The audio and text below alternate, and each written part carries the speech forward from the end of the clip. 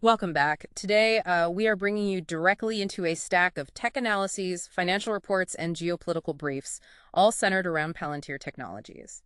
Yeah, and our mission for this deep dive is tracking its evolution from this, secretive post 9/11 startup to basically the AI brain of the global economy and government in 2026. Right. Okay, let's unpack this because Palantir isn't traditional software you just install on a laptop. Think of it more as an operational nervous system for high-stakes environments. Right, it's not just sitting there waiting for queries. What's fascinating here is how their ontology system actually functions. Instead of a messy, static database, it acts as a universal translator for an entire organization. I mean, it doesn't just read data. No, it connects a delayed shipment at a port directly to a specific drop in quarterly revenue, creating this living map of the business. And they've recently evolved that living map into Agentic AI. Yeah, that shift is huge. Since you already know the limitations of standard LLMs just generating text, the shift here is that the system is actually permissioned to execute multi-step workflows across the enterprise. That distinction is crucial, is taking action. Take ShipOS, which they built to modernize the U.S. Navy's maritime industrial base. A submarine planning task at General Dynamics used to Wait, 160 hours, right? 160 hours, yeah. With Palantir, that dropped down to 10 minutes. Wow. The contrast in those numbers is staggering. Going from 160 hours to 10 minutes shifts Palantir from being a mere IT tool to a core component of the industrial base. And we see the same pattern in healthcare. Absolutely. Cleveland Clinic utilized these systems to cut emergency room hold times by 38 minutes. Which is life-saving time. Exactly. And if we connect this to the bigger picture, it explains their unprecedented 109% jump in U.S. commercial revenue in 2025.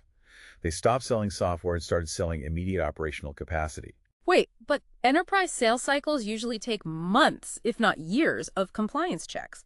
How are they bypassing that entirely to see this revenue boom? Well, they cracked the code with their AIP boot camps. Instead of an endless sales cycle, they run a 5-day hands-on workshop. Just 5 days. There's 5 days. They build a working AI prototype using the client's own internal data. That prototype essentially acts as a Trojan horse for enterprise-wide adoption. Once executives see their own data taking action in 5 days, the speed to proof sells itself. That speed to proof model is exactly why they are expanding beyond the corporate world and deep into federal bureaucracy. Here's where it gets really interesting, because you can't talk about Palantir without looking at its sprawling and highly polarizing footprint in government. Right now, they are powering the new Department of Government Efficiency, or DOGE. Right. Executing President Trump's Executive Order 14243, which forces federal agencies to share all unclassified data, breaking down long-standing information silos. The source material highlights two starkly different views on this. Supporters frame it as a long-overdue mechanism to eliminate decades of bureaucratic waste and actively root out issues like IRS fraud. But on the flip side, civil rights groups like the ACLU are raising major red flags. Their concern is about the mechanics of this database. When you centralize every citizen's personal data, taxes, health records, federal interactions, all into one highly searchable agentic system, they argue it inherently enables mass surveillance and severely threatens civil liberties. It is a profound tension between sweeping efficiency and individual privacy. And we see an even higher stakes version of this tension on the global stage. Palantir's Gotham system is actively deployed in military conflicts in Ukraine and Israel. Right, the system aggregates battlefield data, drone feeds, satellite imagery, intercepted communications. It pulls all of that together to compress the kill chain. And the reality of how that plays out on the ground is sobering.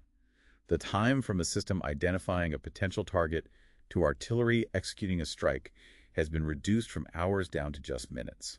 The perspectives in our briefings couldn't be more divided on this. Palantir CEO Alex Karp argues fiercely that giving Western allies this dominant tactical advantage is a moral imperative.